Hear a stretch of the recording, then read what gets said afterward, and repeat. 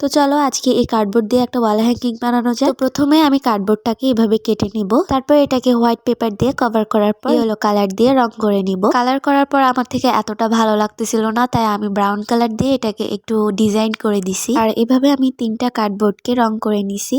এরপর এগুলা সবগুলাকে বসিয়ে গ্লু দিয়ে অ্যাটাচ করে দিব। তারপর আমার বাসায় অনেক খোঁজার পর একটা কাচের বোতল পাইছিলাম, আর এর উপরে একটা ছোট্ট কাগজ বসাই দিছি। ওইটাতে তোমরা তোমাদের ইচ্ছা মতো কিছু লিখতে পারো। সুন্দর দেখানোর জন্য আমি এর নিচে একটা বো লাগাই দিছি। তারপর তোমরা কার্ডবোর্ডের উপরে জারটাকে লাগাই দিবা। আমার কাছে যা কিছু ছিল ওগুলা দিয়ে আমি এর উপরে একটু ডিজাইন করছিলাম। তারপর আমি এর উপর ক্যালিগ্রাফি করে হোম লিখে দিছি।